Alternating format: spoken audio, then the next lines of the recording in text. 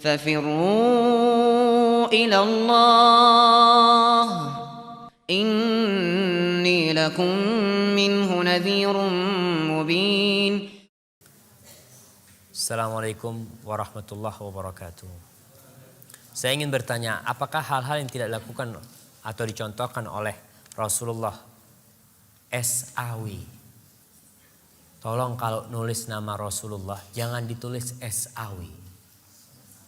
Ini termasuk orang-orang yang pelit.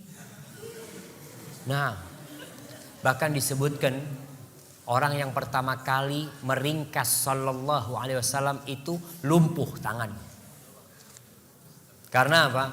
Karena Allah menyuruh kita bersolawat dan tidak menyuruh kita bersaum. Allah mengatakan ya ayyuhalladzina amanu sallu alaihi wasallimu taslima.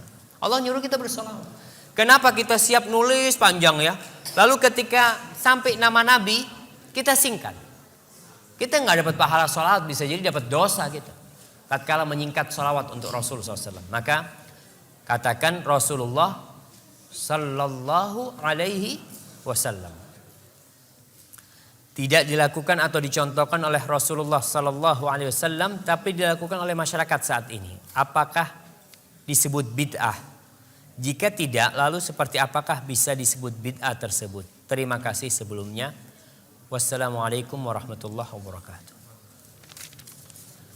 Ma'asyiral muslimin, kita harus tahu bahwa ada usaha Zionisme dan usaha kaum misionaris untuk memisahkan Islam dari sumber Islam.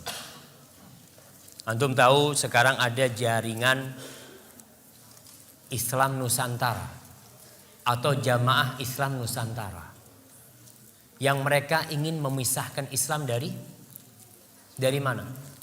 Dari Nabi Muhammad SAW.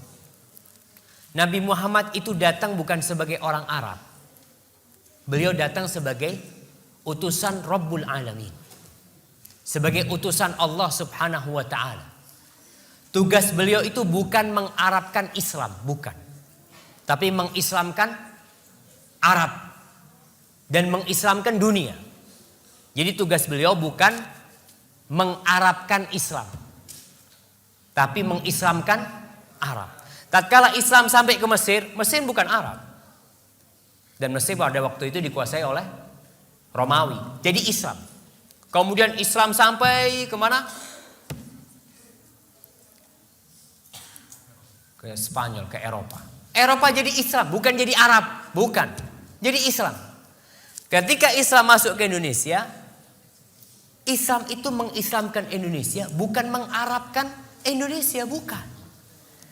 Tapi mereka berpikir, mereka ingin memisahkan Islam dari Arab. Nggak bisa.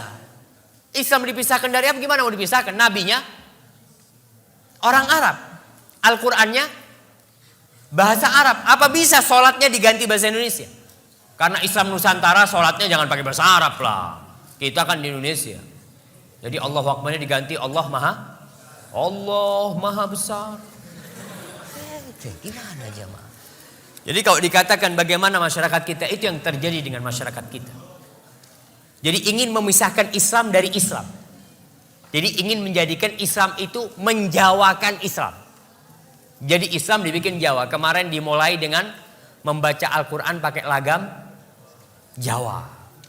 Jadi Islamnya dijawakan, bukan Islam ini mau mengislamkan Jawa. Karena agama yang diridhai Allah Subhanahu wa ta'ala adalah Islam. Jadi kemanapun kita pergi, kita akan mendapatkan Islam itu satu. Nggak ada Islam Arab, nggak ada Islam Mesir, nggak ada Islam India, nggak ada Islam Eropa, nggak ada Islam Afrika, nggak ada Islam Australia, nggak ada Islam Malaysia. Yang ada Islamnya Nabi Muhammad sallallahu alaihi wasallam. Inna ad-dina 'indallah al-Islam. Islam yang mana? Yang dibawa Rasulullah sallallahu alaihi wasallam. Kalau mau ada nabi baru di Indonesia, sudah berusaha. Kemarin di Indonesia ada nabi namanya Ahmad Musaddiq. Iya. Ngaku jadi Rasulullah, muncul Lia Eden. Muncul orang-orang mau bikin agama baru. Jelas orang menolak, tapi sekarang usahanya dibalik. Bagaimana mengislamkan atau menjawakan Islam. Indonesia ini ada berapa bahasa saya mau tanya? Ada 300 lebih bahasa di Indonesia. Ada berapa suku di Indonesia ini? Ada ratusan suku. Terus mau gimana? Apa setiap suku punya Islam yang berbeda-beda nanti? Ini Banyuwangi Using, Islam Using. Ada Islam Madura. Ada Islam Sunda. Ada Islam, nggak mungkin jamaah. Dan itulah usaha yang perlu diperbaiki ya. Bahwasanya agama yang diridhai Allah ini agama Islam, bukan agama Jawa, bukan Islam Jawa. Terus bagaimana dengan kita lihat tradisi-tradisi? Orang memang kalau kita lihat, ya ana harapkan ada di antara antum nanti yang memiliki niatlah untuk memberikan manfaat kepada orang. Di Indonesia banyak tradisi-tradisi Jawa. Ketika Islam masuk ke Jawa, Islam itu melalui 2 periode. Yang pertama, periode pengislaman Jawa, pokok Islam. Orang Jawa pokok Islam. Dia mau sholat, nggak sholat, yang penting Islam. Dulu ada acara namanya sekaten. Sekaten itu dari syahadaten. Jadi orang dulu masuk pokoknya syahadat dulu. Mau sholat, nggak sholat, nggak apa-apa. Lalu kemudian Wali Songo, ulama-ulama yang datang ke Indonesia ingin menyempurnakan Islam itu. Islam yang sudah masuk ke Indonesia. Tapi penyempurnaan Islam itu tidak pernah berhasil sampai hari ini. Karena ketika mereka sedang berusaha menyempurnakan Islam, masuk Belanda dengan salibnya. Masuk Belanda dengan salibnya. Masuk Belanda dengan misionarisnya. Bahkan sebelum ada Al-Quran diterjemahkan ke bahasa Madura, sudah ada Injil berbahasa Madura pada waktu itu. Kita tahu bahwasanya penjajah itu membawa 3. Apa yang mereka bawa? Mereka cari gold, terus glory, dan gospel. 3G. Mereka cari kejayaan, mereka cari emas, dan mereka akan tebarkan gospel itu. Dan itu yang terjadi di Indonesia. 350 tahun kita dijajah, alhamdulillah masih Islam ya. Walaupun ada yang masuk Kristen, ada, tapi tetap kita menjaga keislaman kita seperti itu. Kemudian mereka berusaha bagaimana orang Islam tetap Islam tapi Islamnya nggak benar.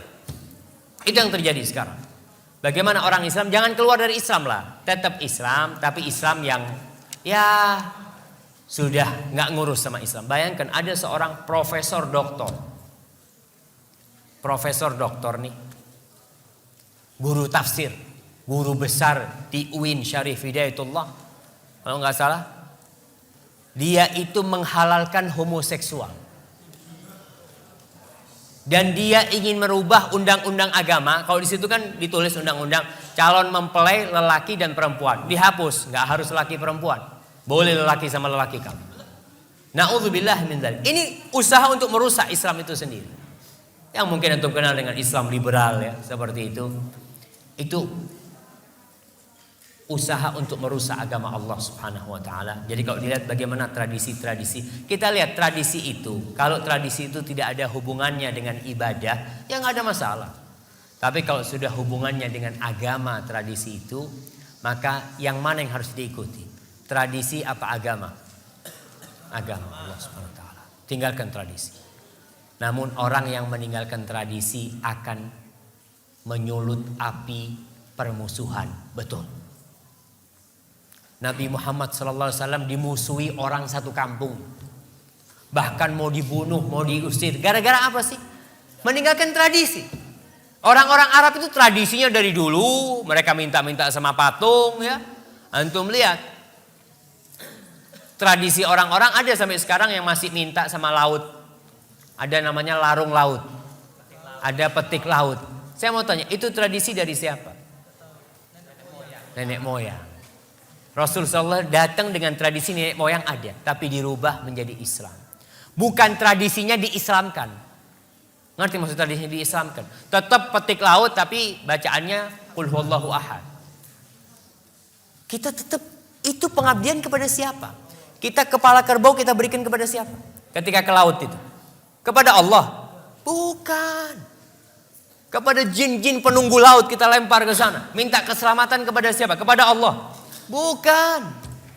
Maka lihat kepada tradisi-tradisi tadi. Kalau memang tidak ada dalam Islam, tidak diajarkan oleh Nabi, kita tinggalkan. Karena kita hambanya Allah. Dan kita bukan hamba siapa-siapa. Hadza wallahu a'lam bissawab. Nah.